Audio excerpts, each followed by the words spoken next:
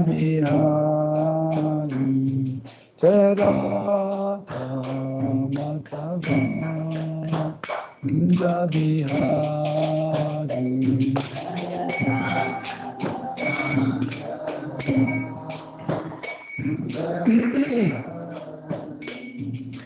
Gopi Jana Vallabha Girivaradhari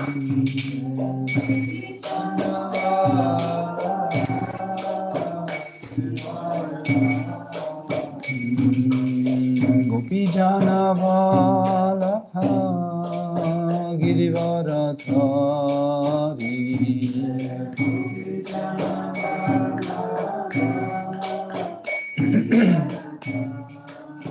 Yashodanandana Vraja Jana Ranjana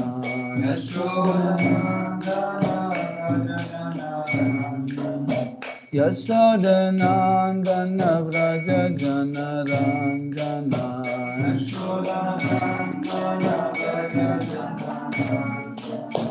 Jamuna Tira Vanachari Yamuna Tira Vanachari Yamuna Tira Vanachari Yamuna Tira Vanachari Jayarata Matava Kunja Bihari Radha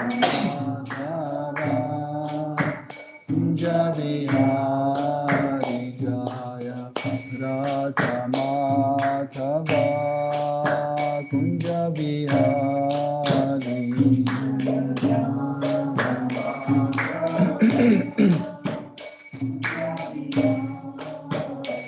Gopi Jana Vallabha Girivaradhari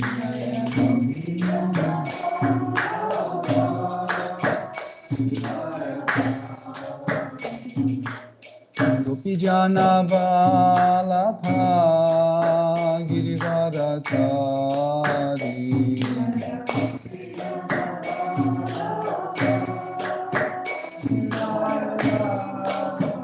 Yashodanandana Vraja Jana Ranjana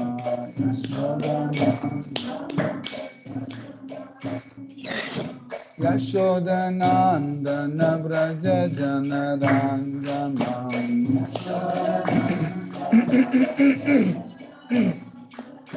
Jamuna Tira Vanachariyam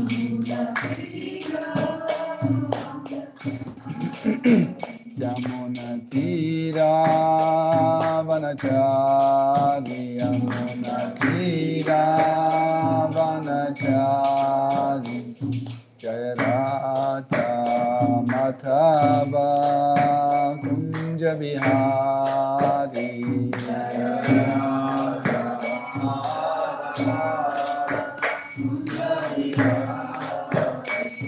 Jayarata Madhava Kunja Bihari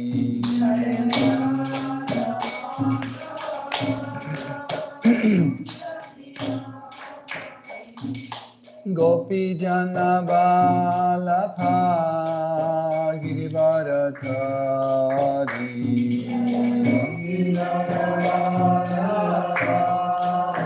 Girivaradhari Gopi Jana Vallabha Girivaradhari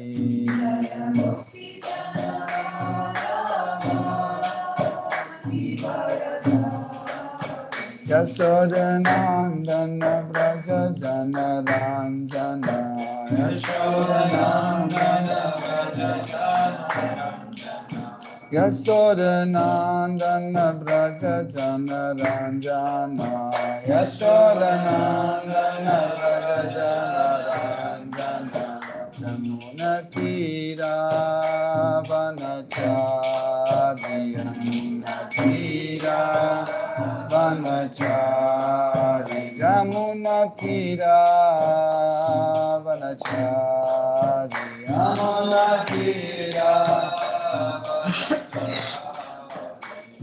Jai Radha Madhava Kunja Bihari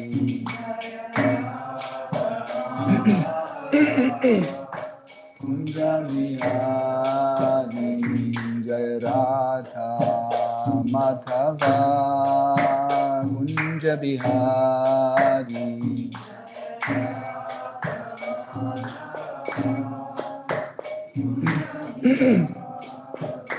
Hare Krishna, Hare Krishna, Krishna Krishna, Hare Hare, Hare Rama, Hare Rama, Rama Rama, Hare Hare, Hare Krishna, Hare Krishna, Krishna Krishna, Hare Hare, Hare Rama, Hare Rama, Rama Rama, Hare Hare, Hare Krishna, Krishna Krishna, Hare Hare, Hare Rama, Hare Rama, Rama Rama, Hare Hare, Hare Krishna, Krishna Krishna, Hare Hare, Hare Rama, Rama Rama, Hare Hare, Hare Krishna, Krishna Krishna, Hare Hare, Hare Rama, Rama Rama, Hare Hare, Hare Krishna, Krishna Krishna, Hare Hare, Hare Rama, Hare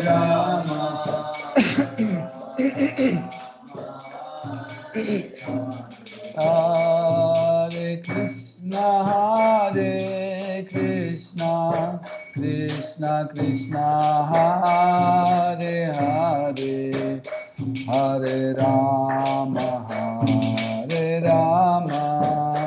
Rama Rama, Hare Hare, Hare Krishna, Krishna Krishna, Hare Hare, Hare Rama, Rama Rama, Hare Hare, Hare Krishna, Krishna Krishna, Hare Hare, Hare Rama, Rama Rama, Hare Hare, Hare Krishna, Krishna Krishna, Hare Hare, Hare Rama,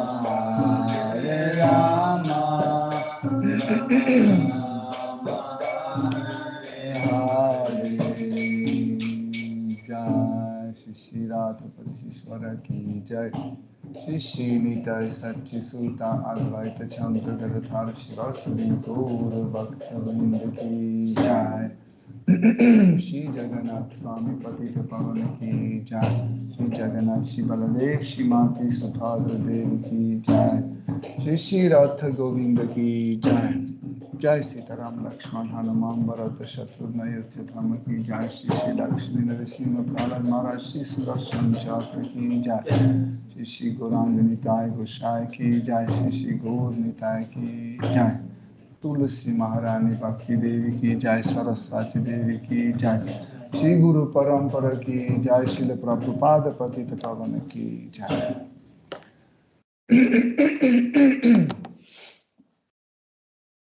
Om Ajnanati Mirandasya Janandana Shalakaya Chaksurun Militam Yena Tasmai Shri Gurave Namaha Shri Chaitanya Manobhishtam Stapitam Yena Bhutale Swayam Rupa Kadamayam Dadati Swapadantikam Vandeham Shri Guru Shri Yutapada Kamalam Shri Guru Vaishnavamscha Shri Rupam Sagrajatam Sahagana Raghunathan Vitam Tam Sajivam Sadvaitam Savadutam Parijana Saitam Krishna Chaitanya Devam Shri Radha Krishna Padam Sahagana Lalita Shri Vishakham Vitamscha Hey Krishna Karuna Sindhu Dina Bandhu Jagatpate Gopesha Gopika Kanta Radha Kanta Namostute Tapta Kanchana Gaurangi Radhe Vrindavaneshwari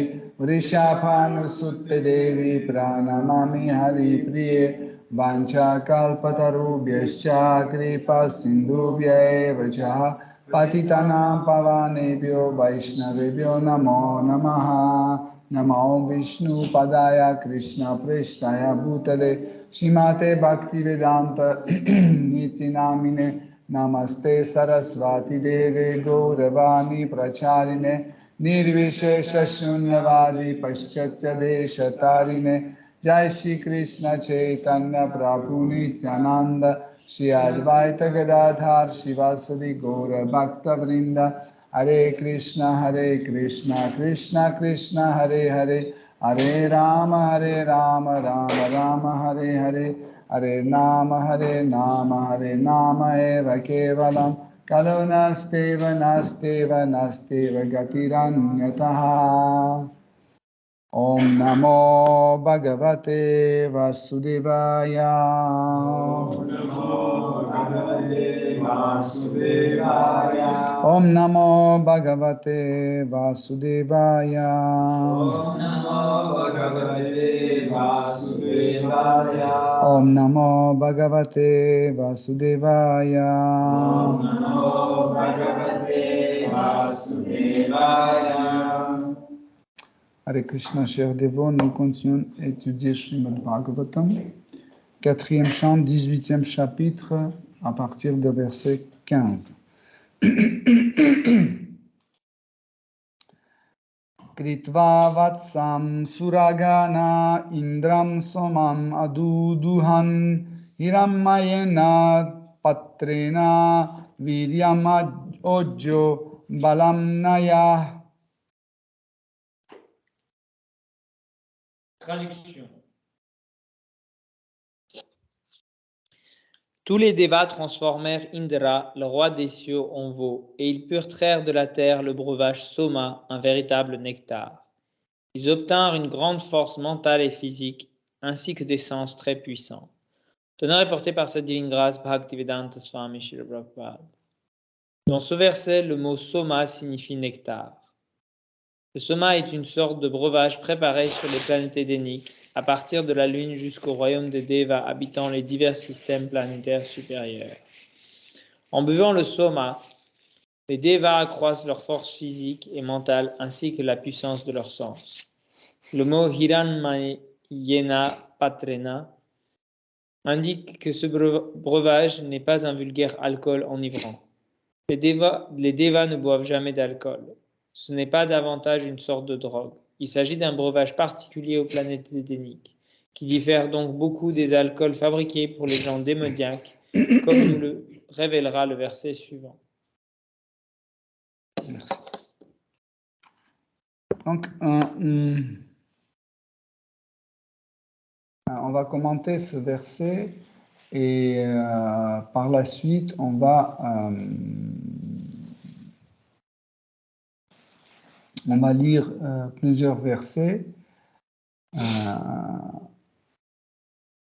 parce qu'ils sont liés et on peut les commenter par le même principe. Il y a un message. Donc, et ici, dans ce verset 15, il est écrit que les demi-dieux ont transformé en veau le roi des demi-dieux Indra. Et ils ont pris de la terre le nectar Soma qu'ils ont mis dans un récipient en or. Et avec cela, ils ont renforcé la force de leur mental, la fraîcheur de la santé et des sens, et ainsi que la force physique. Donc, les versets qui vont suivre ce verset, ils ont la même structure, la même construction, et nous pouvons comprendre que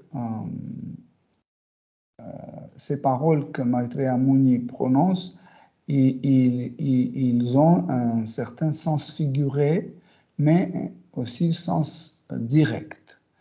Quel est le sens direct? Quel est le sens figuré? Donc le sens figuré, c'est que il ne s'agit pas que de la Terre, parce que la Terre, c'est une planète. Okay? Si c'est valide pour notre Terre, c'est valide aussi pour les... Donc c'est valide également, c'est valide pour les autres planètes. Parce que toutes les planètes de notre univers sont construites de la même façon, à peu près. Ils sont faits de 5 éléments grossiers et 3 éléments subtils. Donc, par exemple, si c'est écrit qu'ils ont pu prendre le nectar Soma de la terre, donc ça veut dire le nectar Soma, on peut prendre aussi de n'importe quelle planète, okay, de cet univers. Quand dans les autres versets, il est écrit qu'ils ont pris l'alcool de la terre, vous pouvez aussi bien comprendre qu'ils pouvaient aussi prendre l'alcool de n'importe quelle planète. Ça veut dire le principe est le même. Okay? Le principe est le même. Et dans ce verset, plutôt dans les contenus reportés de Srila Prabhupada, Srila Prabhupada explique qu'est-ce que c'est le nectar Soma. En fait, Soma, c'est une boisson. Il ne faut pas penser que le Soma, c'est une forme de boisson alcoolisée. Hein, même dans certains écrits védiques, vous pouvez rencontrer que, par exemple, les demi-dieux, ils boivent le nectar Soma, ils sont enivrés par Soma. Un enivrement, en fait, ce n'est pas l'effet de l'alcool, mais c'est l'effet de santé. En fait, la santé peut aussi rendre, entre guillemets, ivre l'homme. Pourquoi? Parce qu'en fait, quand notre corps se trouve dans une situation de parfaite santé, il y a cette sensation d'être enivré. Parce que nous sommes toujours dans ce corps qui est lourd, on le traîne avec nous par ici, par là. Je ne sais pas ceux qui ont eu cette expérience de mort clinique. Personne? Non. Quand vous êtes dans une situation de mort clinique et temporairement vous abandonnez votre corps grossier, vous n'avez plus cette sensation de lourdeur. Là, vous sentez votre corps, il est lourd, ça apporte la fatigue, l'envie de dormir, l'envie de manger, etc., etc. Plus, quand on veut sortir de ça, on utilise d'autres moyens pour passer de tamas à rajas pour sortir de cette situation. On emploie des méthodes artificielles comme chocolat, café, l'alcool, l'ail, oignon, vinaigre. Et ça commence à nous mettre dans une situation rajasique pour sortir de tamas. Mais cet état excité, en fait, nous empêche de comprendre des choses. Nous avons déjà plusieurs fois vu ça ensemble. Mais le nectar soma, qu'est-ce qu'il fait? Il rend, en fait, il rend l'homme, en fait, il met l'homme dans son état de santé parfait, et ça lui rend fort et de plan de mental, son mental devient fort, ses capacités de ses sens deviennent fortes, comme par exemple la capacité de voir, la capacité d'entendre, la capacité de, je sais pas, sentir, entendre, toucher, etc. Tous nos sens, y compris la mémoire et tout cela, ça devient très fort. Ça augmente. Ici, dans ce verset, Maitreya Muni parle de Ojash ou Ojah. Donc ça, c'est la force des sens. En fait, cette force est une énergie universelle, hein, que l'homme, pendant sa vie, commence à dépenser. Par exemple, quand on est né avec une certaine quantité de Ojash. Okay? Pour un homme normal, il y a telle quantité d'Ojash selon son karma. Et il est donné à un homme pour qu'il le dépense jusqu'à sa mort. Mais quand on, comment on peut dire, avance, non, quand on, comme que tu avances l'argent ou, non. Bref, quand par exemple vous avez le surconsomme.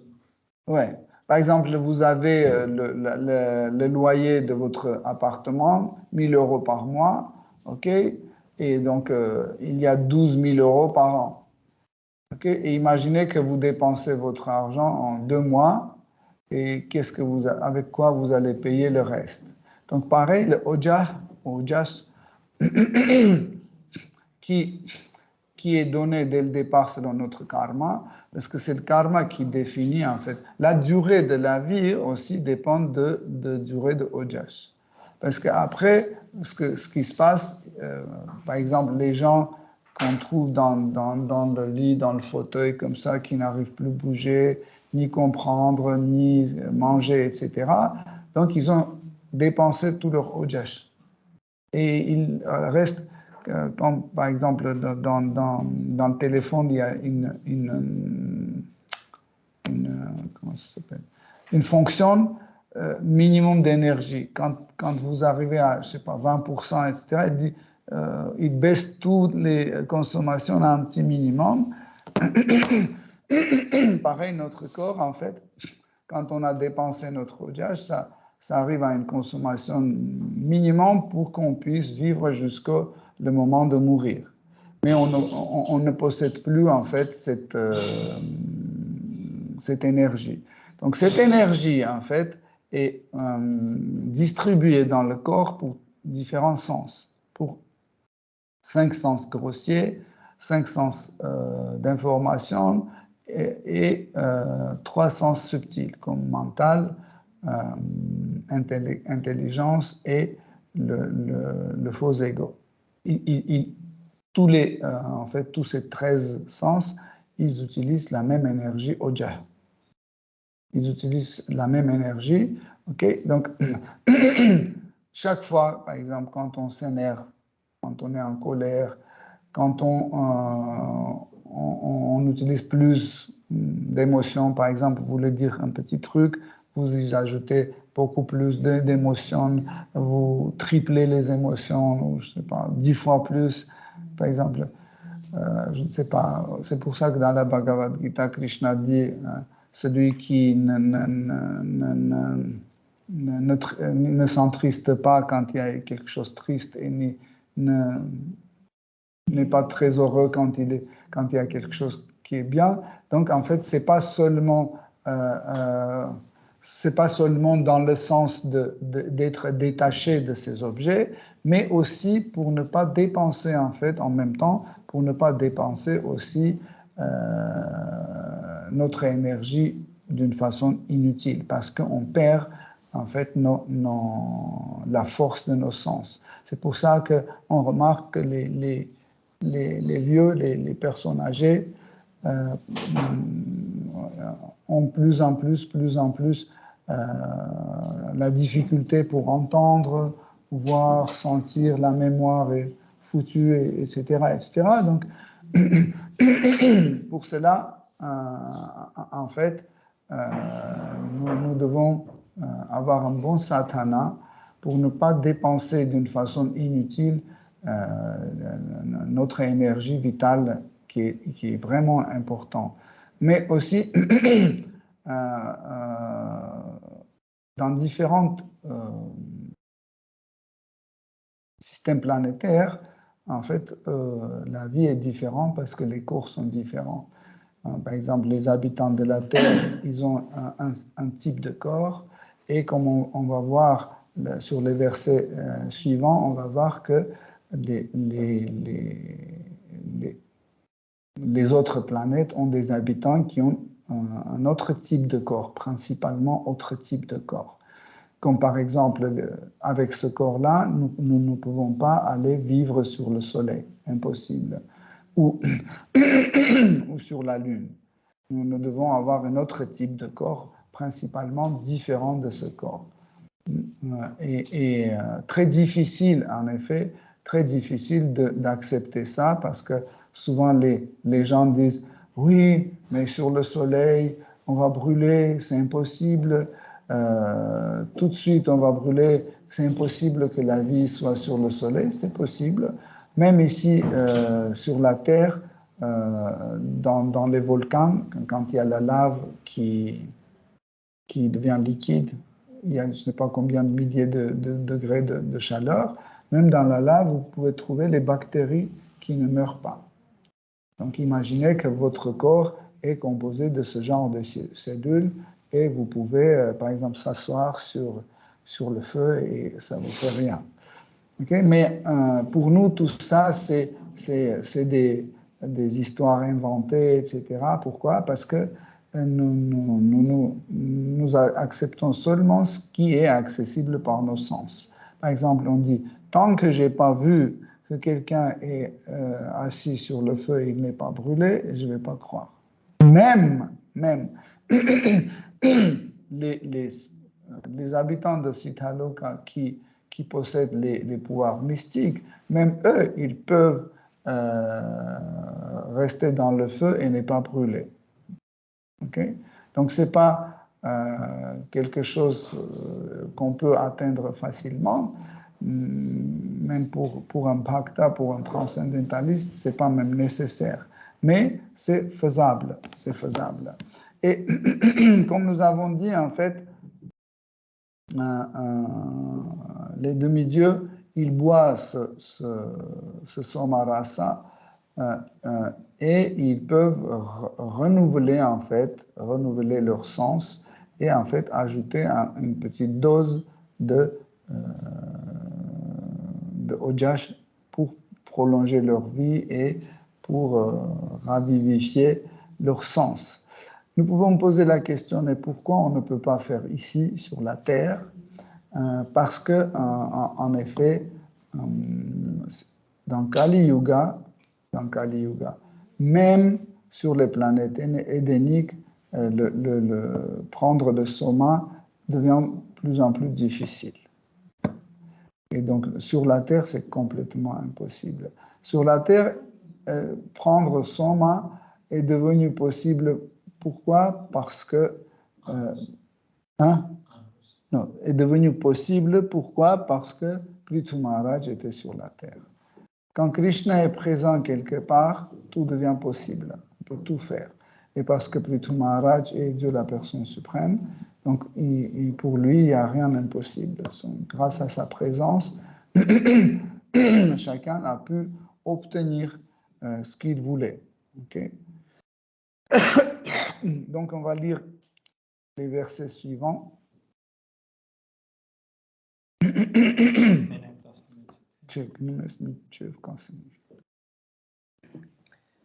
Verset 16.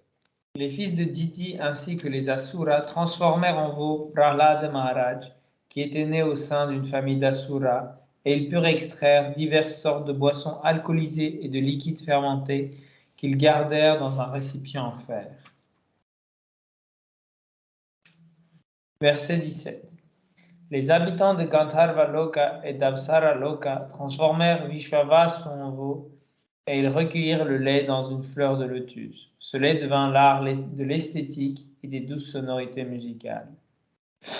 Les bienheureux habitants de Pitri Loka, qui président les cérémonies funéraires, transformèrent Aryama en veau. Avec foi, ils purent traire la kavya, la nourriture offerte aux ancêtres, qu'ils recueillirent dans un pot de terre séchée.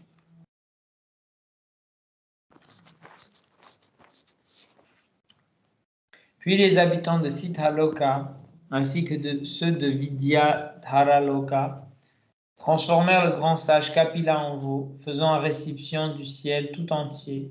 Ils purent traire certains pouvoirs surnaturels conférés par la pratique du yoga, dont le premier est l'anima. Ainsi, les habitants de Vidyadharaloka acquirent le pouvoir de voler dans l'espace. Verset 20. D'autres également, habitant les planètes Kimpurushas, transformèrent l'Asura Maya en veau, et ils purent traire des pouvoirs surnaturels permettant de devenir invisibles et d'apparaître sous une forme différente. Alors les Yaksha, les Rakshasa, les fantômes et les sorcières, qui ont pour habitude de se nourrir de viande, transformèrent Rudra, Bhutananatha, l'une des incarnations de Shiva, en veau. Ils purent ainsi traire des breuvages faits de sang, qu'ils gardèrent dans un récipient constitué par des crânes. Puis ce furent les cobras, ainsi que les serpents sans capuchon, les grands serpents, les scorpions et nombre d'autres animaux venimeux qui purent extraire de la terre du venin en guise de lait et le gardèrent dans les repères des serpents. Ce fut Takshaka qu'ils transformèrent en veau. Les quadrupèdes comme la vache transformèrent en veau le taureau qui sert de monture à Shiva et firent de la forêt un récipient à lait. Ils optèrent ainsi de verts pâturages pour leur nourriture. Les animaux féroces comme les tigres transformèrent un lion en veau et ils purent alors obtenir de la viande en guise de lait. Les oiseaux transformèrent Garuda en veau et ils obtinrent ainsi en guise de lait les insectes mobiles et les plantes immobiles. Verset 25. Les arbres transformèrent le banyan en veau et purent ainsi obtenir un lait composé de nombreux jus délectables. Les montagnes transformèrent l'Himalaya en veau et elles furent en mesure de traire de nombreux minéraux dans un récipient fait avec la cime des montagnes. Verset 26. C'est le dernier. La terre donna à chacun sa nourriture. À l'époque de Maharaj Prithu, notre planète se trouvait complètement sous la domination du roi. Ainsi, tous ses habitants purent obtenir leur aliment en créant divers types de veaux et en conservant les diverses sortes de lait dans des récipients distincts. Donc ici, dans ces versets, il est utilisé le mot payo qui signifie le lait. Donc, et comme nous avons bien compris que le principe de lait ou l'idée de lait, c'est la nourriture qu'on obtient de la terre ou de notre mère terre. Okay? Donc, donc, pourquoi, en fait, dans ces différents versets, chaque catégorie des êtres vivants cherchait une catégorie de nourriture spéciale pour eux. Par exemple, les habitants de Sitaloka, ils voulaient le lait, en fait, ou la nourriture qui peut leur donner un pouvoir mystique. Tandis que les demi-dieux, ils n'ont pas demandé ça. Pourquoi? Parce que les demi-dieux ont déjà le pouvoir mystique dès leur naissance. Donc, ça veut dire chacun cherche ce qu'il n'a pas. Et comme nous avons bien compris que la Terre est capable de satisfaire les besoins de chaque être vivant. Peu importe la forme, nous avons 8 400 000 types d'êtres vivants dans cet univers, et chacun peut obtenir ce qu'il veut, mais sous condition que son attitude envers la Terre est correcte. Quand les hommes essayent d'obtenir quelque chose de la Terre avec la force ou d'une façon illégale, la Terre répond en fait d'une façon spéciale où ce genre de personnes, ce qu'ils reçoivent, ça peut se transformer en poison. Comme par exemple, à l'époque, les gens s'aimaient le blé, par exemple, et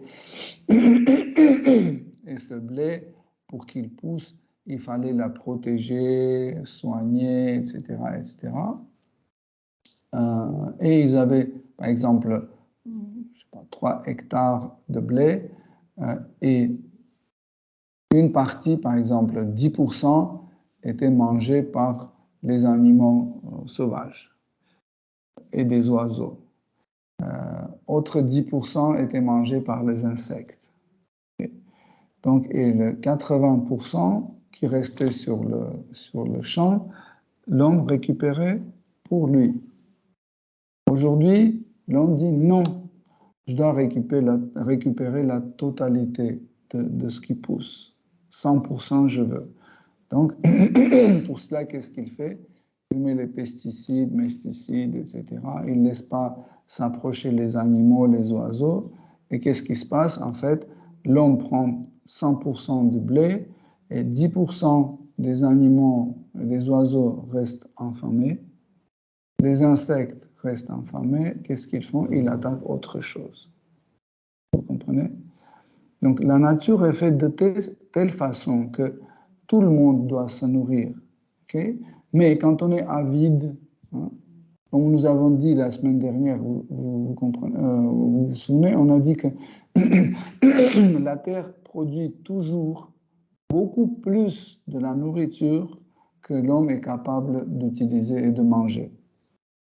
Pourquoi il y a la famine? Parce que tout cela est mal géré et l'homme a des qualités, mauvaises qualités comme l'avarice, la cupidité, etc.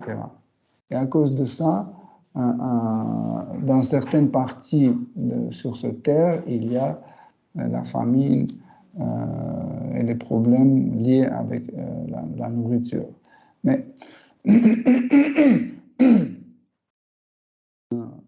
pour cela, nous devons penser que nous ne devons pas toujours s'occuper de notre alimentation. Chaque être vivant dans ce monde a besoin de se nourrir. Et quand on le fait, il faut les prendre en compte aussi. Mais l'homme a cette attitude tamasique, rajasique, par exemple, il va dans la nature pour pique-niquer, il mange, et après il jette tout dedans et il s'en va. Après, quand il vient sur la même place, il dit « Oh, c'est sale, on ne peut pas manger ici, on va aller à côté ». Ils vont à côté, ils mangent, ils jettent tout de nouveau, et puis le lendemain, il revient, il dit, oh, c'est sale, on va aller à côté. Vous comprenez? Donc, le principe, en fait, le principe de relation de l'homme avec la nature dans la société védique était de telle sorte qu'on n'avait pas besoin de créer les associations de protection des animaux ou, je ne sais pas, les organismes qui vérifient pour qu'on ne contamine pas la nature, comment ça se fait? Les trucs écologistes, on n'a pas besoin des partis politiques écologistes, etc. Juste, il faut juste suivre le principe d'existence que Krishna nous propose. Comme cela, en fait, l'homme va, va en fait,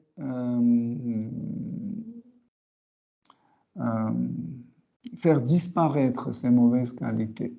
En réalité, tous les conflits, tous les problèmes dans ce monde se passent à cause de mauvais caractère, mauvaise qualité de l'homme. Ne pensez pas que, oui, quand on écoute les hommes politiques, les économistes, etc., les philosophes, etc., ils disent, ouais, on a des problèmes, c'est très compliqué, très, très compliqué. Il y a des racines pour tout ça. Et ils commencent à parler des heures et des heures. Mais Krishna dit, le monde est dans les difficultés, le monde et les hommes sont malheureux. Pourquoi? Parce que l'homme est avare, l'homme est orgueilleux, l'homme est cupide, colérique, etc., etc. C'est tout. Voilà pourquoi, en fait, les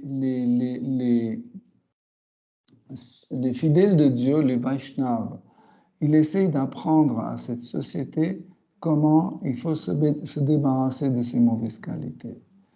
Mais les gens ne comprennent pas. Imaginez que tout le monde est riche. Hein? Imaginez que maintenant, chacun a 3 milliards sur son compte. Il n'y a pas de problème ni de santé. Tout le monde est en bonne santé. Okay? Vous pouvez imaginer. Bon, c'est compliqué à imaginer, mais essayez d'imaginer. Tout le monde est en bonne santé. Il n'y a pas de problème de nourriture. Il n'y a aucun problème. Donc, en fait, ce qu'on pense que ça peut provoquer un problème, mais nos mauvaises qualités vont provoquer les problèmes. Par exemple, Pratibha a 3 milliards sur son compte, moi aussi. OK? Mais ça ne me plaît pas. Parce que je dis, elle est plus petite que moi, elle doit donner 1 milliard à moi. C'est trop. Il faut que je le prenne, ce surplus. Tu vois? Parce que je suis plus grand, j'ai besoin de plus. Et Rohini, Nandana et Allah, ils ont besoin de plus. Ils vont dire, non, pas pour toi, on va prendre nous-mêmes. Vous voyez? Ou par exemple, on voit que Georges, c'est un super homme, très joli garçon, et du coup, il dit, pourquoi c'est Doyana qui doit le posséder, c'est moi. Mais on ne peut pas le partager, c'est impossible, on ne peut pas le couper en deux, il y a un seul Georges, vous comprenez? Et ça crée un conflit. Vous comprenez? C'est en fait, comprenez bien, les problèmes de cette société ne viennent pas de manque de nourriture, manque d'argent, etc. Non. Tous les problèmes viennent de ces qualités d'avarice, d'arrogance, de fierté, de cupidité, etc., de la concupiscence. C'est ça qui crée des problèmes. Par exemple, il y a une seule Joconde au musée de Louvre. Et les autres musées disent, pourquoi nous voulons aussi? On dit, OK, on va faire les copies, on va mettre dans chaque musée. C'est impossible. Pourquoi? Parce qu'elle va perdre son sens unique. Elle ne sera pas unique. Imaginez que dans chaque magasin, vous avez une Joconde. C'est fini.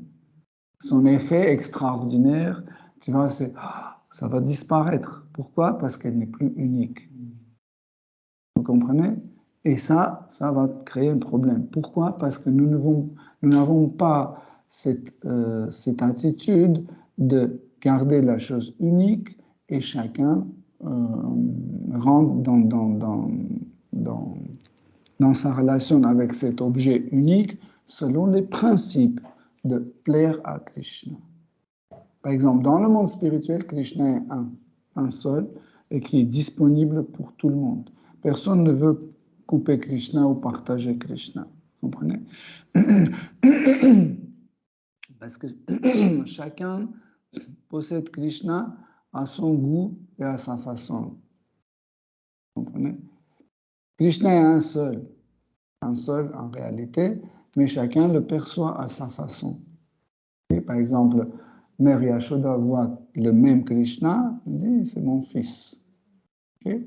Et comment elle le voit? Elle voit qu'il est faible, il est trop maigre. Okay? Mais ses amis, quand ils regardent Krishna, ils disent oh, Krishna est fort, hein? Krishna est beau, etc. Chacun voit à sa façon. Okay? Et Krishna, c'est entre guillemets, c'est un objet qui est parfait et qui peut suffire à tout le monde. Il peut satisfaire le désir de tout le monde. Okay?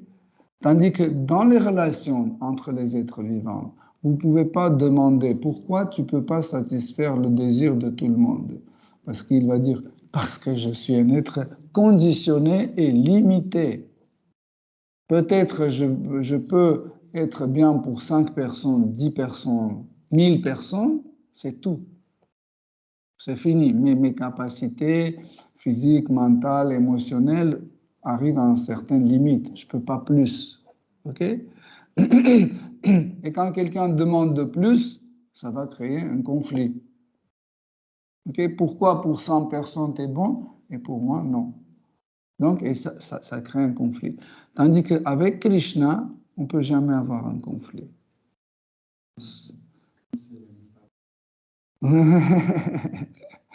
Comme ça. Quand on a un conflit avec Krishna, en fait, c'est un conflit voulu. Donc, ce n'est pas un conflit.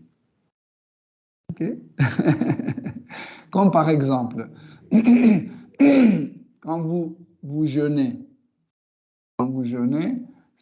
ça ne veut pas dire que vous êtes affamé. Vous jeûnez parce que vous avez choisi ce jour de ne pas manger. Ce n'est pas le manque de nourriture, c'est votre choix. Pareil, par exemple, quand il y a, entre guillemets, un conflit avec Krishna, c'est un conflit voulu. Okay? C'est un conflit voulu.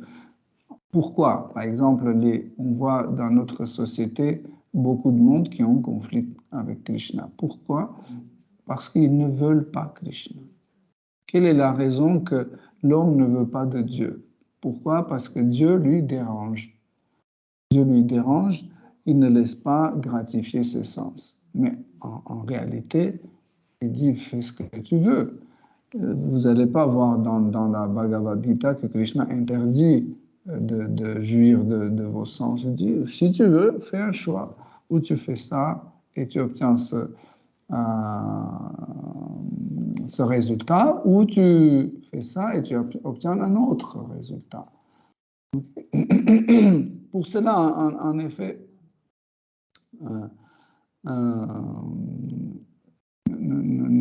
ce conflit que les gens ont avec Dieu, c'est parce qu'ils doivent partager quelque chose avec Dieu.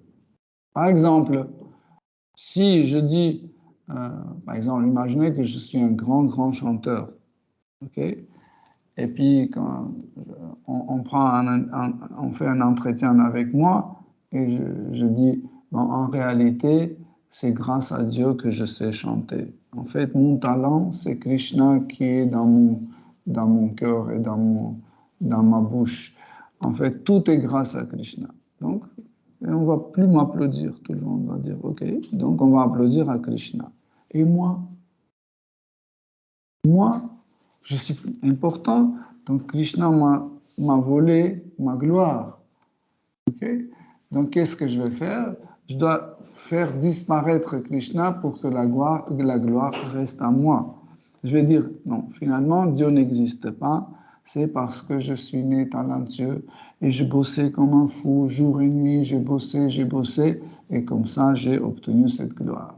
Krishna est pour rien ici. Regardez, par exemple, cette personne ou cette personne, ils n'ont pas la gloire. Où est votre Krishna? Vous voyez? Donc, ça veut dire que Krishna n'est pour rien.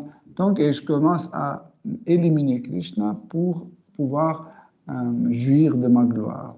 Ou par exemple, je dois manger la viande, mais Krishna dit la viande, si tu manges la viande, tu vas renaître un animal qui va être tué et mangé plusieurs générations. C'est pas facile à entendre ça, parce que tu dis, bon, je suis obligé de renoncer à la viande, mais c'est bon. Pourquoi je dois renoncer à la viande ou le chocolat? Pourquoi je dois renoncer? Donc, c'est plus facile de faire disparaître Krishna que le chocolat ou la viande. Okay? Et on accepte cette idée que Dieu n'existe pas. Et dès que Dieu n'existe pas, tout devient facile. Vous comprenez? Vous pouvez faire tout ce que vous voulez. On dit, et quelqu'un s'approche et lui dit, il ne faut pas boire l'alcool. Tu dis, qui a dit ça? Dieu. Dieu n'existe pas. Fini. Donc, personne ne peut me rien interdire. Vous voyez? C'est pour ça que l'homme ne veut pas que Dieu existe. Vous comprenez? C'est ça, en fait, le conflit entre l'homme et Dieu. Mais ce conflit est aussi naturel. C'est naturel parce que comme ça, en fait, l'âme commence à évoluer dans ce conflit. Même ce conflit, en fait, entre guillemets, c'est positif. Pourquoi? Pour que l'homme ait une expérience de vie matérielle et une expérience de vie spirituelle. En fait, ce conflit, tôt ou tard, amène l'homme à une souffrance. Okay? Et quand cette souffrance atteint limite de supporter, arrive à la limite de supportable, ok, dépasse cette limite, l'homme s'abandonne à Krishna. Ouais. Dans la Bhagavad Gita, Krishna dit, il y a quatre cas pour lesquels l'homme s'abandonne à Dieu, à moi. Le premier cas, c'est la souffrance. Tout le monde souffre. Okay? Tout le monde souffre, mais ils ne s'abandonnent pas à Krishna. Pourquoi? Parce qu'ils arrivent encore à supporter cette souffrance. Dès que cette souffrance arrive à la limite d'être supportée, quand ça dépasse, c'est là où l'homme s'adresse à Dieu. Deuxième cas, c'est l'absence de jouissance, l'absence de gratification des sens. Okay. Tant qu'on a encore la possibilité de satisfaire nos sens, gratifier nos sens, etc., on ne s'adresse pas à Dieu. Quand il y en a moins, encore moins, et quand c'est presque zéro, c'est là où on s'adresse à Dieu. Okay? Et c'est là où on comprend qu'en fait, tout ne dépend pas de nous. Souvent, l'homme pense que tout dépend de lui. Il pense que, voilà, pour que les fleurs soient sur ma table, qu'est-ce qu'il faut? Il faut que j'aille bosser, j'aille travailler, après je gagne l'argent, j'arrive chez le fleuriste, je paye, je prends les fleurs et j'amène sur ma table. Ça, c'est une façon de réfléchir très primitive. Pourquoi? Parce que l'homme pense que ça dépend de lui. Vous pouvez travailler votre mois, à la fin de mois, vous pouvez ne pas être payé. Pourquoi? Parce que la situation mondiale a fait une crise et la banque qui vous fournissait l'argent a fait faillite. Qu'est-ce que vous pouvez faire? Par exemple, ça m'est arrivé, ça nous est arrivé quand on voyage en train ou en avion, on compte, voilà, je vais faire comme ça, je vais prendre l'avion à 8 heures, à 10 heures je suis là, à 10h30 je serai au lit. J'ai tout planifié. Et puis tu arrives, ils disent que non, parce que le train est brûlé. Non, ça, on était à Londres, on a tout calculé, on prend le train à 8 heures du matin, après à 10 heures on est à la maison, après on va au travail, et après, tout était bien calculé. On arrive à Saint-Pancras, la gare Saint-Pancras, et on nous annonce que le tunnel sous la Manche est brûlé. Donc on est resté une journée. Oui, une nuit, on est parti le soir. Le lendemain soir, c'est pas comme ça que j'ai tout calculé. Non, tout dépend pas de nous. Vous comprenez? Et c'est là où on comprend qu'en fait, que tôt ou tard, on doit s'abandonner à Krishna parce que tout est contrôlé par lui, tout est géré par lui. Troisième cas pour lequel l'homme s'abandonne à Krishna, c'est la curiosité. La curiosité, c'est quand on ne vient pas à yoga lyrique, donc on n'est pas assez curieux. Ça veut dire qu'il y a d'autres choses encore qui peuvent nourrir notre curiosité. Mais à partir du moment quand toutes les choses curieuses ne nourrissent plus notre curiosité, là, on vient à yoga lyrique pour écouter Srimad Bhagavatam.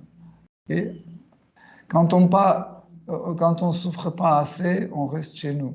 Mais quand on souffre assez, on vient à yoga lyrique,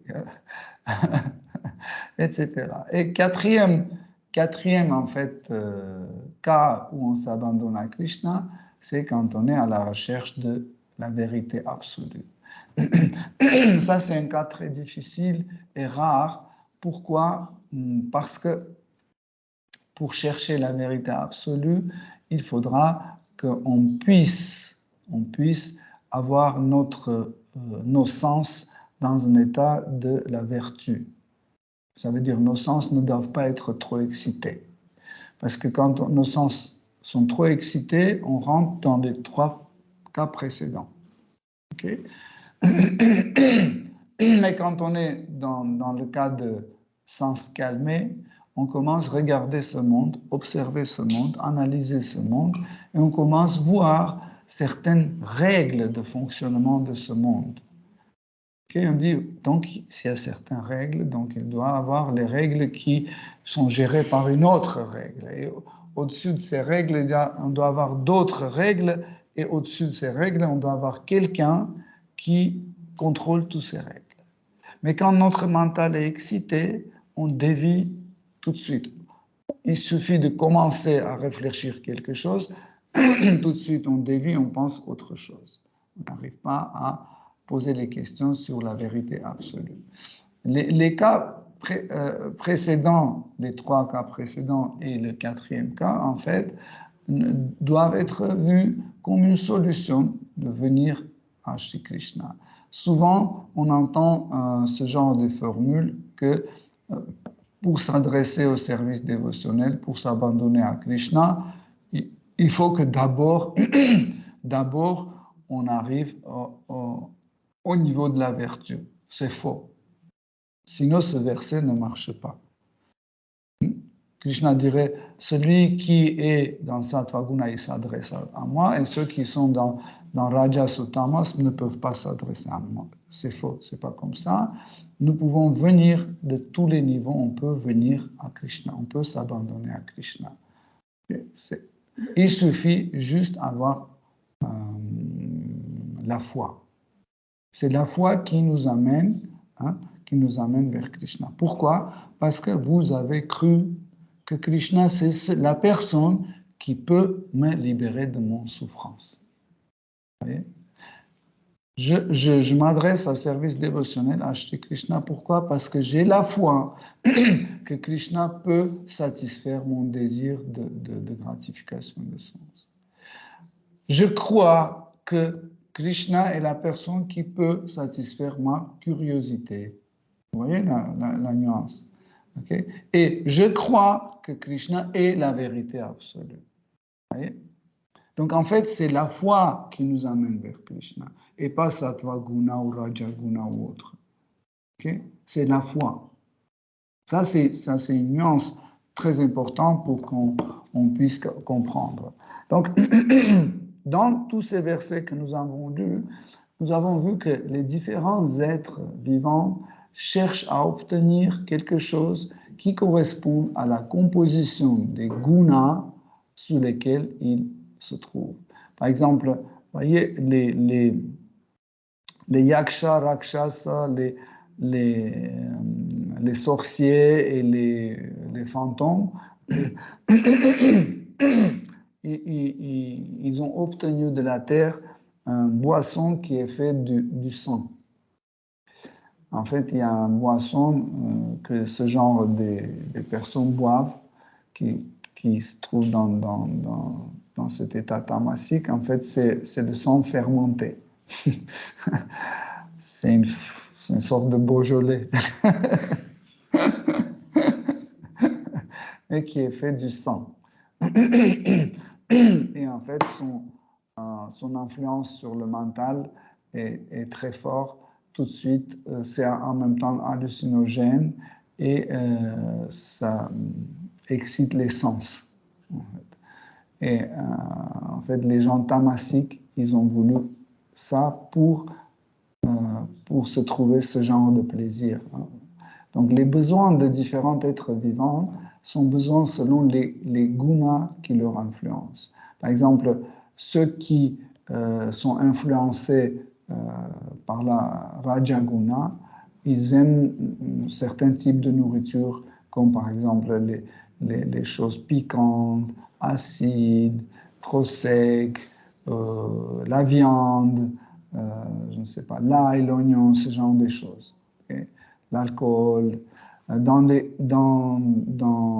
relations, ils aiment bien avoir des relations avec le sexe opposé. Hein?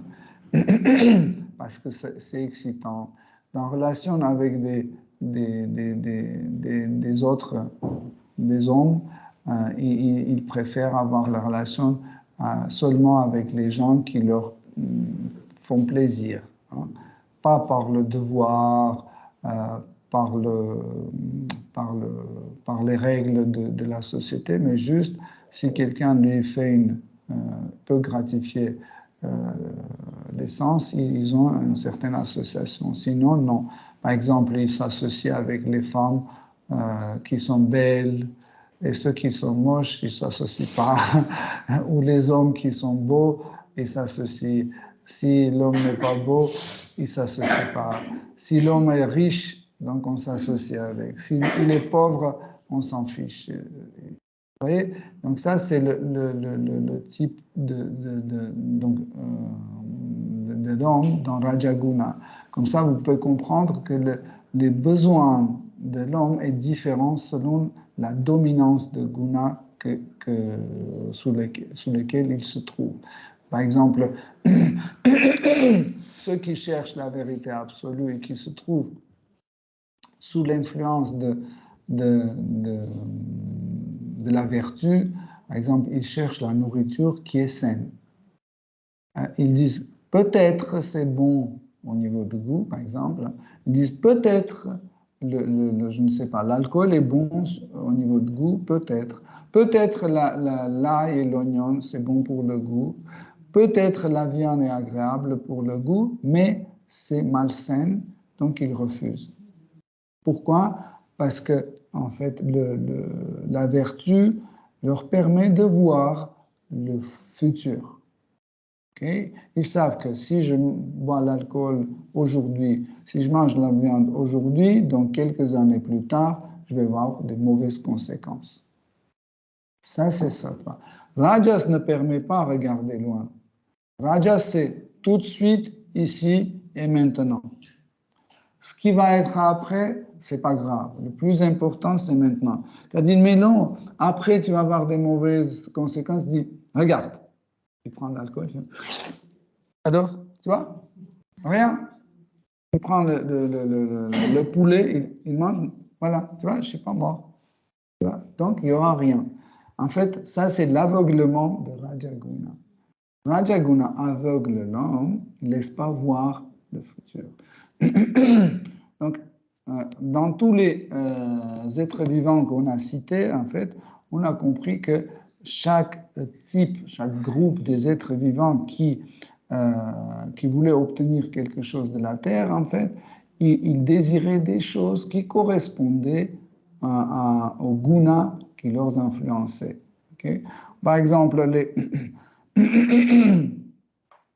les habitants de Sitaloka, ils ont voulu obtenir en fait le lait qui leur donne la capacité de pouvoir mystique, comme par exemple pouvoir anima. Anima, c'est quand je peux devenir tout petit, tellement petit que je peux passer par un trou. Donc, okay, ou un autre pouvoir mystique que je peux devenir très grand, où je peux traverser les murs, je peux devenir très léger ou très lourd, etc. etc. Okay, donc, qui a besoin de ce genre des choses? Ceux qui sont sous l'influence de Rajaguna. Hein? Parce que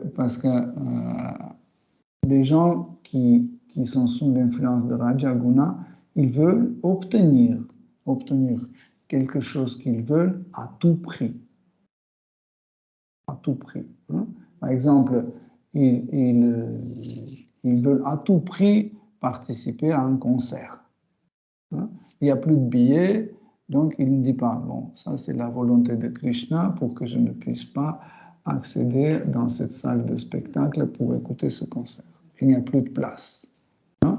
Mais Rajas dit non, tu dois à tout prix entrer, tu dois absolument écouter ça. Parce que regarde, tes amis sont assis dedans et ils vont sortir, ils vont dire oui, c'était très cool, etc. Et tu vas devenir envieux tout de suite, jaloux tout de suite. Donc il faut que tu ailles absolument. Je dis ok, il me faut un pouvoir mystique pour y pénétrer. Donc je deviens tout petit et je traverse la porte dans le trou de serrure et hop, je passe dans la salle et hop, j'écoute le concert. Okay? C'est pour ça que je veux obtenir. Les gens qui sont dans le tamaguna, dans le tamas, ils ne désirent pas les pouvoirs mystiques.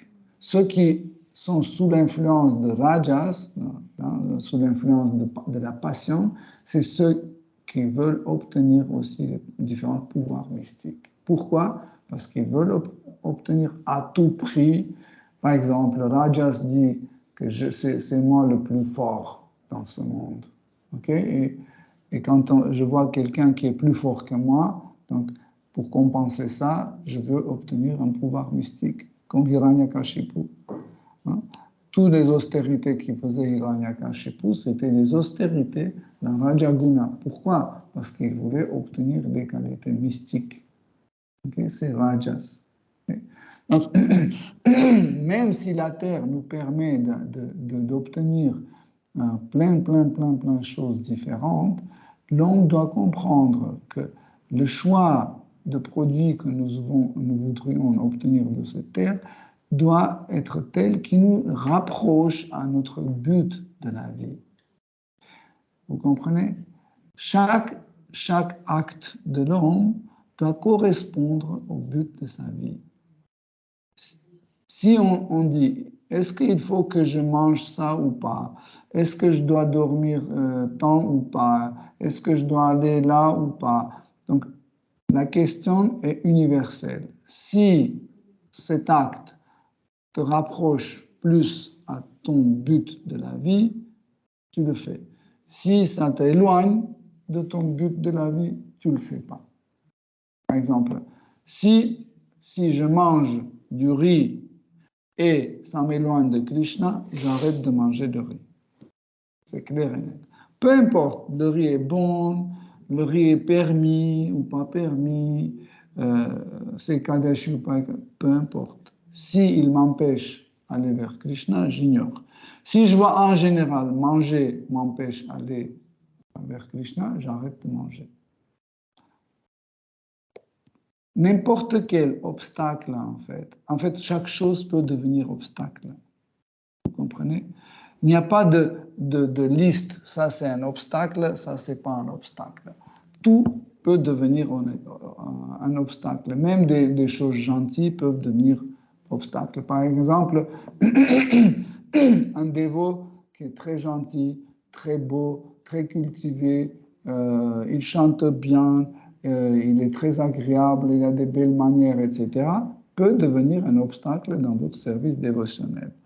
Pourquoi? Parce que vous vous attachez à celui-là et celui qui n'est pas beau, qui n'est pas gentil, etc., vous commencez à ignorer et vous commencez à faire des offenses envers cette dévot.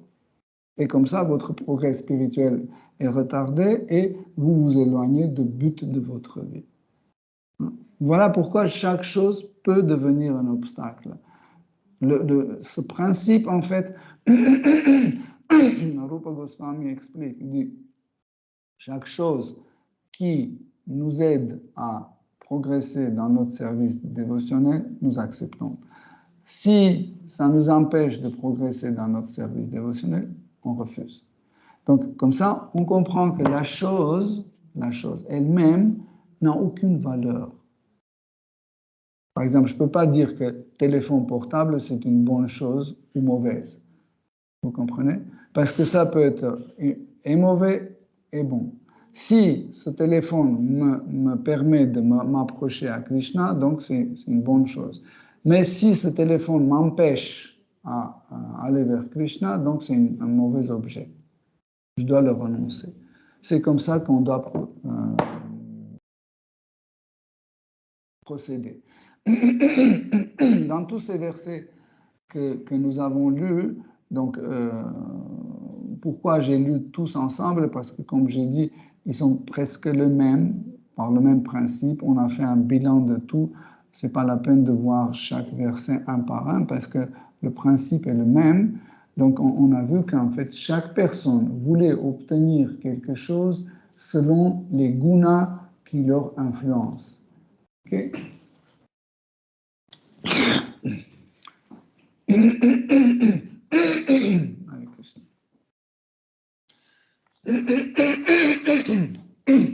Donc, et ce qui est important, en fait, tout cela est devenu possible grâce à la présence de la personne suprême chez Kapila Dev. En fait, c'est Kapila Dev, il a permis, en fait, à tous ces types des êtres vivants obtenir ce qu'ils veulent d'une façon légitime. Ça, c'est très important à comprendre. Parce que vous pouvez dire, mais regardez, il y a des mauvaises choses, par exemple l'alcool, etc., etc. Pourquoi Krishna, il a permis que ce genre de choses puissent exister, etc.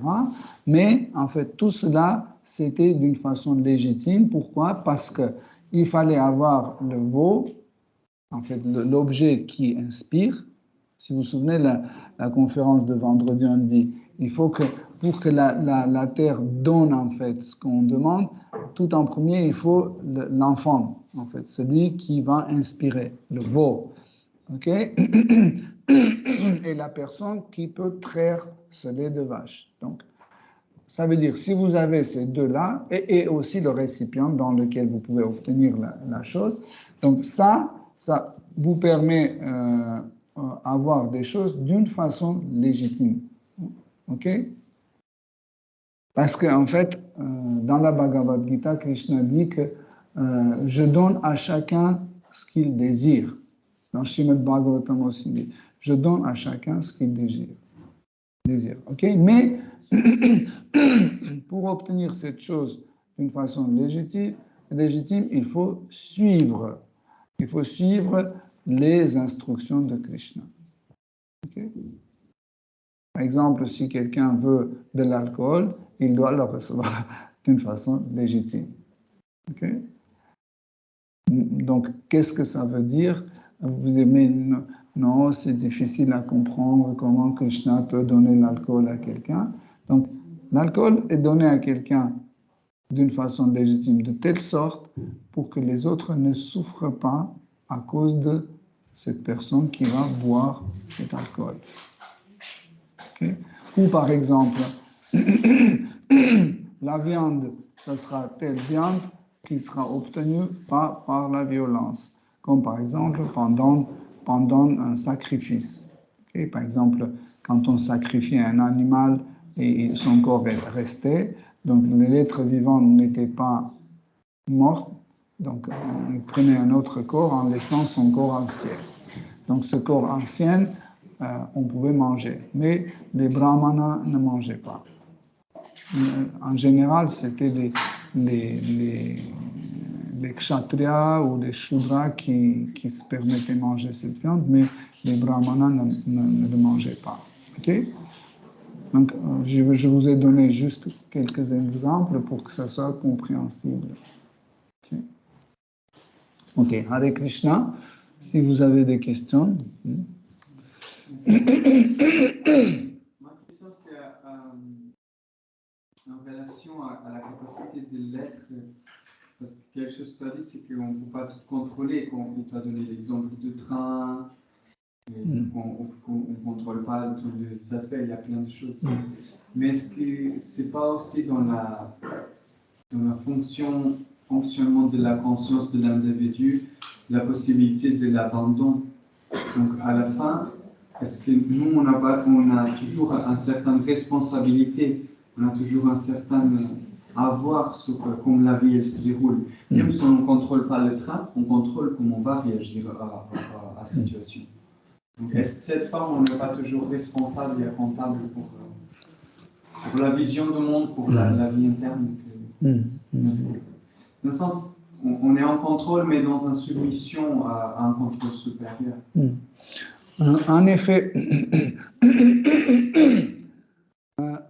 la diapason de nos actes est limitée par notre karma. Soit par la capacité d'agir à l'extérieur de nous, et soit limité par nos capacités physiques, mentales, émotionnelles, etc. Donc, par exemple, quelqu'un selon son karma a une grande diapason, d'autres moins grande. Même cela, en fait, qu'on reçoit selon notre karma, ne peut pas toujours être valide dans toutes les circonstances. Pourquoi? Parce qu'il n'y a pas que notre karma, il y a aussi celle des autres. Hein? C'est pas comme ça. Par exemple, mon karma me permet de faire ceci et cela, mais vous avez aussi votre karma, vous avez aussi votre diapason. Et donc, et quand on se trouve dans le même endroit, là, il y a la soumission de karma personnel dans le karma collectif. Okay? Et le karma collectif, ainsi que le karma individuel, est toujours géré par Krishna. Okay? Mais maintenant, on va prendre la relation entre Krishna et l'être vivant. Okay? Krishna ne compte pas le résultat. Krishna compte les efforts. Okay? Dans Srimad Bhagavatam, on va étudier bientôt, il y a la rencontre de 4 Kumars avec Prithu Maharaj. Et Sanat Kumar, il donne des instructions à Prithu Maharaj, parce que le rôle des brahmanas est d'instruire les kshatriyas. Et là, quand Prithu Maharaj, il reçoit les 4 Kumars, Sanat Kumar, le chef des 4 Kumars, il donne les instructions et il dit « Rien ne nuit aussi gravement au progrès spirituel que l'idée qu'il y a des choses mieux que la réalisation de soi. » En fait, c'est là où Krishna regarde. C'est quoi qui t'intéresse? Quand tu commences à voir une alternative à Krishna, c'est ça qui compte plus pour Krishna. Il va dire, Guru Nataraj a trouvé une alternative à moi. Donc, il ne peut pas s'abandonner à 100%. Il va s'abandonner à 20% en moi et 30% au théâtre ou autre chose. Okay? C'est ça qui compte. Même si avec tes 20%, tu fais ton satana nickel, tout est fait, le soleil lavé, l'hôtel est servi, le mantra est chanté, 300 livres est déjà distribué, mais dans ta tête et dans ton cœur, tu as une alternative. Tu dis, voilà, et maintenant, je vais aller au théâtre ou je vais aller, je ne sais pas, voir ma fille ou autre. Vous voyez, c'est là où c'est ça qui comptait par Krishna. Parce que les résultats extérieurs, pour Krishna, ça ne compte pas. Dans la première vision de karma, pourquoi on doit se restreindre au karma? Est-ce que ma évolution spirituelle dépend de mon karma? En fait, vous avez... en fait, nous tous, on a le principe de karma qui est géré dans ce monde parce que c'est le type de fonctionnement de Mahamaya. Okay? Et dans le monde spirituel, nous avons le principe de fonctionnement d'un autre type d'illusion, Yogamaya. Mais tant qu'on est attiré par Mahamaya, par l'énergie matérielle, en fait, tous nos actes sont contrôlés par Mahamaya. Okay? Même si on a décidé de devenir un dévot, on a décidé d'arrêter de manger la viande, etc., tant qu'on n'est pas sous l'influence de Yogamaya, on sera sous l'influence de karma. Petit à petit, au degré de notre abandon, on est sous l'influence de Yogamaya. Par exemple, si on a abandonné les intérêts matériels à 10%, donc ces 10% est pris par Yogamaya. Si on abandonne à 50%, ces 50% prend Yogamaya. Mais quand on est abandonné à 100%, même en se trouvant dans ce monde matériel, en ayant le corps matériel, Mahamaya, l'énergie matérielle, ne nous influence plus. Pourquoi? Parce qu'on est influencé par Yogamaya, l'énergie spirituelle. Par exemple, prenez les 5 Pandavas de Mahabharata. On peut voir qu'ils font des choses comme si ils sont sous l'influence de l'énergie matérielle. Okay? Par exemple, quand ils ont joué avec Duryodhana, ils ont joué les dés et ils ont tout perdu. Et on peut dire, regardez, ça c'est les purs dévots sous l'influence de Rajaguna. C'est pas possible. Un pur dévot ne peut pas tomber sous l'influence de Rajas. Okay? Alors, comment on peut interpréter ça? Ça, c'est une illusion de Rajaguna créée par Yogamaya. Hein? Vous pouvez voir souvent dans les écrits sacrés comme les purs dévots, comme s'ils sont sous l'influence de Rajas ou Tamas ou Sattva. Non. Ils sont sous l'influence de Yogamaya qui fait l'illusion des 3 gunas. C'est juste une illusion des 3 gunas. Vous ne pouvez pas dire que Arjuna ne comprenait pas que Krishna est Dieu, la personne suprême. Il ne comprenait pas qu'il doit se battre pour Krishna. Bien sûr qu'il comprenait. Okay? Mais Yogamaya a créé une illusion de 3 gunas. Et comme ça, on dit, c'est possible. Mais un pur dévot n'est jamais sous l'influence de 3 gunas. C'est pour ça que à partir du moment quand on est abandonné à 100%, nous pouvons même agir comme un karmi, entre guillemets. Pourquoi? Parce que c'est Yogamaya qui décide. Par exemple, c'est Yogamaya qui a décidé que Jaya est devenu Hiranyakashipu.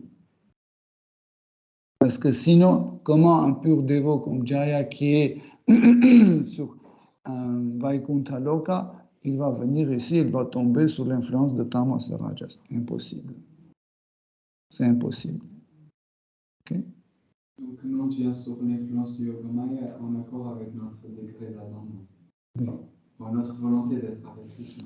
La volonté d'être avec Krishna, c'est l'abandon.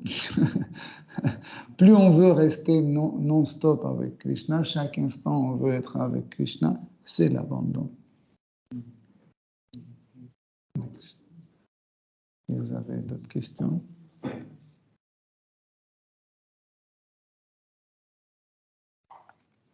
Vous avez parlé qu'on peut, par exemple, manger des choses légales. Je n'ai pas vraiment compris. Par exemple, manger la viande légale pour utiliser la nicotine, cigarette légale, ou boire. Ok, j'ai compris. Par exemple,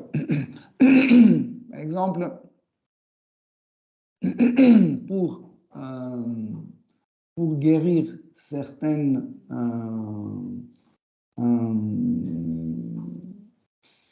contaminations, comment dire, virales des poumons, on utilise cette méthode de cigarette. En fait, on prend des feuilles de certaines plantes, on les sèche, on les roule en cigarette et la personne fume ça. Et en fait, ce fumet contient certains éléments qui tuent en fait les bactéries et les microbes qui sont par lesquels sont contaminés les poumons. Okay. Même si par exemple pour lui c'est agréable, pas agréable, il fait cette chose-là. Mais une fois quand il est guéri, il arrête. L'ail, l'oignon, cacao, etc., etc. Ils sont tous des médicaments. Ils sont dans la catégorie de médicaments, par exemple. Okay. Par exemple, si vous avez les problèmes intestinaux, comme par exemple, je ne sais pas, dysenterie ou autre, quand votre intestin est plein de différents microbes et parasites.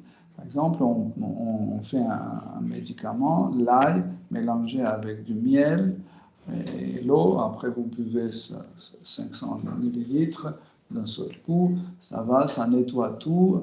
Vous faites ça 2 fois, c'est tout. Ok?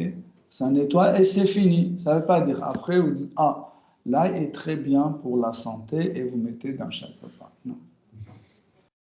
Surtout, quand l'homme n'est pas malade, il ne doit jamais utiliser un médicament. Pourquoi? Parce que ça va tout de suite détruire sa santé. Vous voyez, les médicaments, entre guillemets, préventifs ou à vie, ce genre de trucs, qui est très répandu aujourd'hui, c'est une très mauvaise chose. Okay? La viande, je vous ai donné cet exemple. Par exemple, on fait un sacrifice, un sacrifice védique, ça veut dire on prend un animal, par exemple un chèvre qui est vieux, on lui coupe la tête avec un certain chose, c'est un truc en bois avec lequel on lui coupe la tête sans lui faire souffrir trop. Okay? Et après, avec certains mantras, son corps est jeté dans le feu et là, l'âme qui était dans ce chèvre ou ce bouc, il sort avec le nouveau corps. Ça peut être le corps d'un petit animal rajeuni, ou ça peut être, il peut sortir avec le corps d'un corps humain. Okay? Mais le corps précédent est resté dans le feu, dans le barbecue, entre guillemets, et ce corps, il ne contient pas karma parce qu'il n'est pas obtenu par violence, parce que la personne qui était dans cet animal a évolué. On lui a donné le meilleur corps. Ou, entre guillemets, un exemple un peu théâtral, quelqu'un qui roule avec une voiture qui est vraiment déjà foutue, vous voyez, et vous lui prenez cette voiture, vous le cassez et vous lui donnez un super Mercedes. Donc il sera content. C'est à peu près la même chose pendant les sacrifices.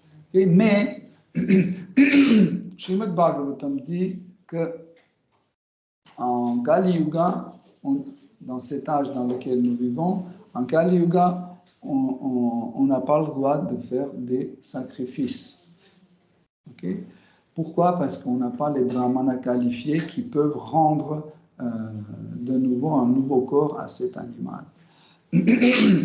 Avant que Gautama Buddha est arrivé, donc les brahmanas qualifiés ont disparu. Il n'y avait plus de brahmanas qualifiés et les gens tuaient les animaux, en fait, les faux brahmanas ils tuaient les animaux pour que tout le monde puisse manger la viande.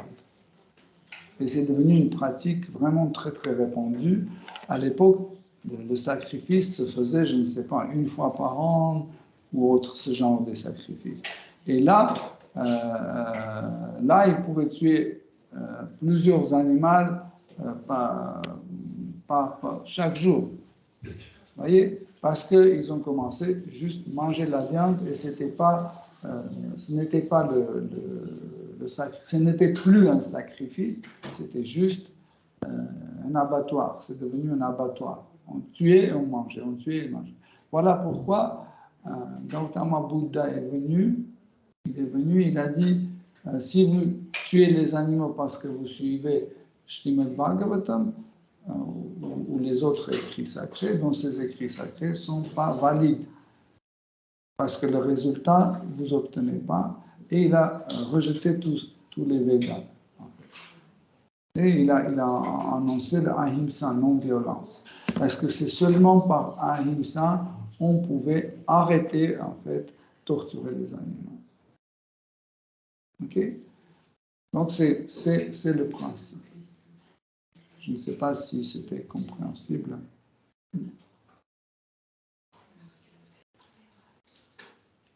Pareil, l'alcool était utilisé comme pour anesthésier les corps. Par exemple, si on devait faire une intervention chirurgicale, à l'époque védique aussi, on faisait des anesthésies avec l'alcool. Donc, on donnait beaucoup d'alcool jusqu'à ce que le corps devenait insensible. Et après, on opérait la personne. Et c'est fini. Mais l'homme se levait le lendemain et disait « Ah, c'était pas mal. Est-ce que je peux en avoir ?» Non. Ils ont commencé. Pourquoi? Parce qu'ils n'arrivaient pas à contrôler leur sens. En fait, par exemple, manger l'ail, l'oignon, ce n'était pas des aliments, c'était des médicaments qu'on a introduits comme aliments. Vous voyez, parce que l'homme aime bien quand ses sens sont excités. Pourquoi on aime le chocolat? Parce que tu manges un petit peu de chocolat, les sens sont excités, tu as une arrivée d'énergie, etc. Mais ce n'est pas une arrivée d'énergie, c'est une dépense de votre énergie en excès. Vous comprenez? Par exemple, vous prenez un bout de chocolat et il y a cette sensation qu'il y a une arrivée d'énergie. Non, c'est une forte dépense active, une forte dépense de votre propre énergie. Tout ce que vous pouvez brûler en 3 jours, vous brûlez en quelques heures. Et vous pensez que c'est une arrivée d'énergie. C'est faux. Comme par exemple le chameau. Il mange des épines. Ils aiment bien manger des épines. Pourquoi? Parce qu'ils mangent des épines et ça lui pique la langue et il pense qu'il y a le goût de sang. C'est un goût acide du sang. Et il pense que c'est le goût de ses épines. Mais c'est le goût de son propre sang. Pareil, ceux qui prennent le chocolat ou qui fument, etc., ils pensent que oui, il y a une arrivée d'énergie. Ce n'est pas une arrivée d'énergie, c'est une forte dépense de notre propre énergie. Oui? On n'est pas gagnant, on est perdant.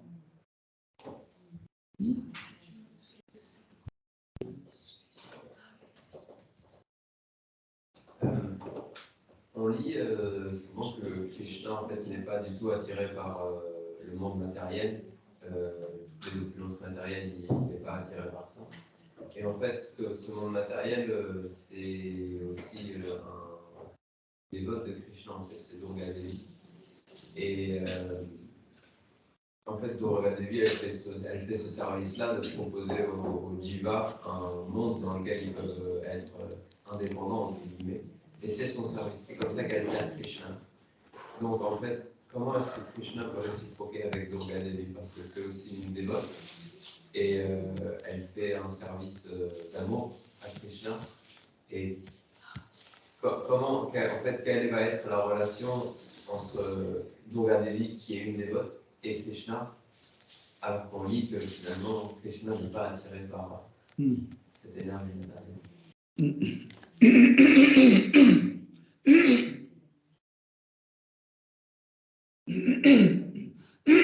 En effet, pour Krishna, il n'existe pas matériel, spirituel, il n'existe pas bon, mauvais, permis ou interdit.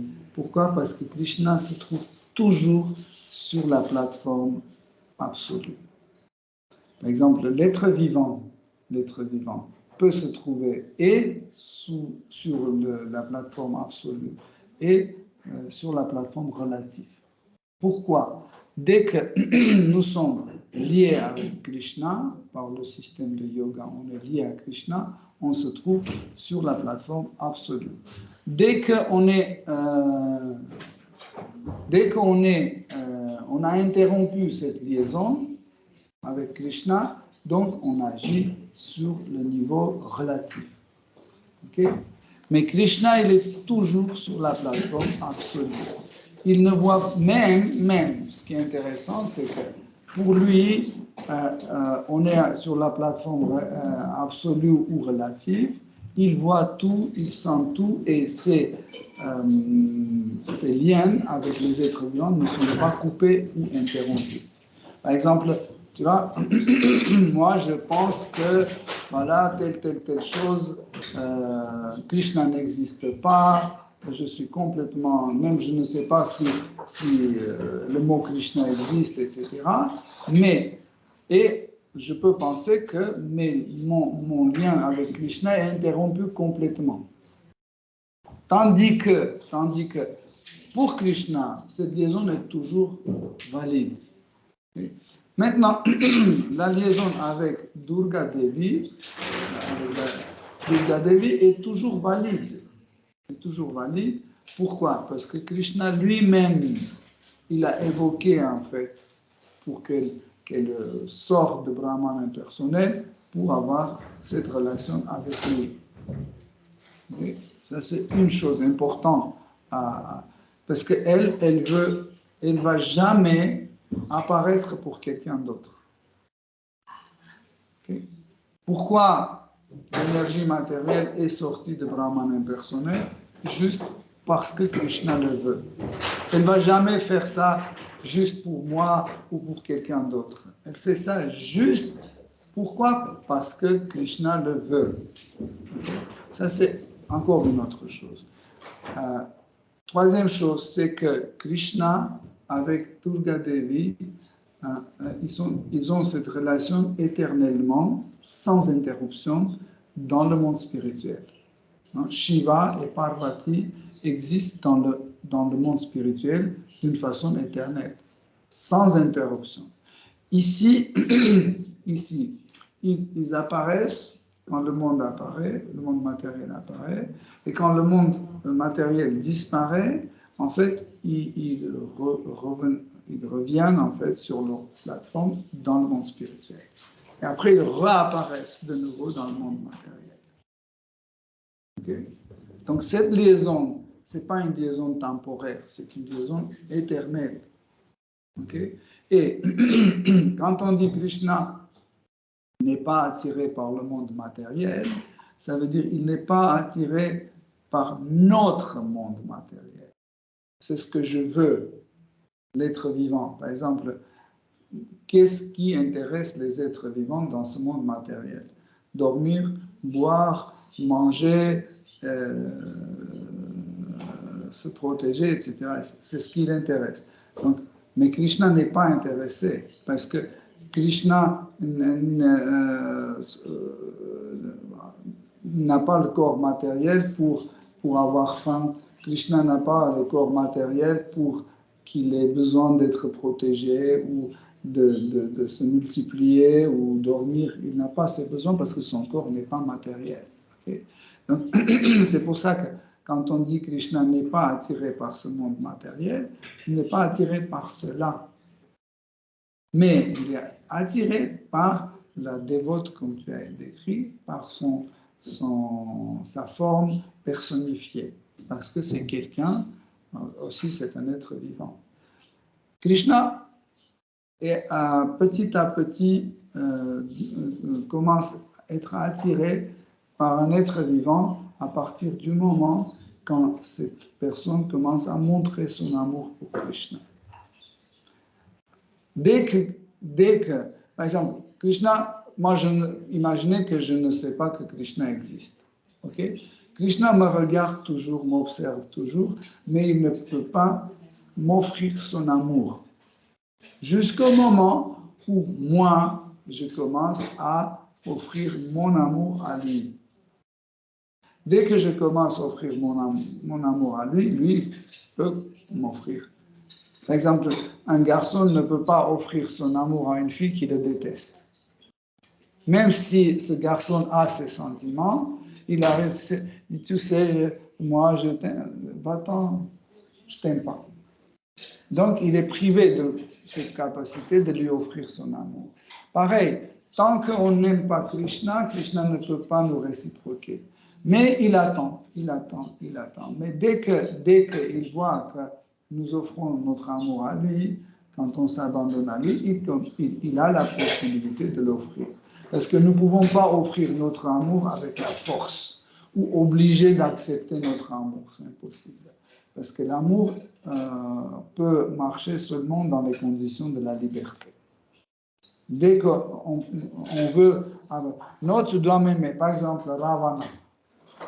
Quand Ravana a kidnappé Sita Devi, il pensait que voilà, je vais l'obliger de m'aimer. C'est impossible. En plus, il l'a mis dans une prison comme ça. Il dit, bon, tu dois m'aimer. C'est impossible. On ne peut pas obliger quelqu'un de l'aimer. Impossible. Mais celui qui aime, il donne la liberté de choix.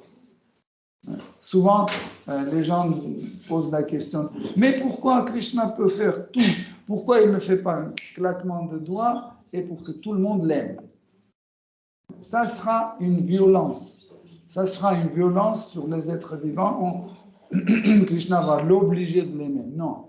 Krishna laisse faire le choix. Ça veut dire qu'il met dans les conditions de la liberté. Okay? Pareil avec Durga Devi. Les relations avec Durga Devi, c'est des relations entre quelqu'un qui montre son amour vers Krishna. Okay? Et ce n'est plus matériel.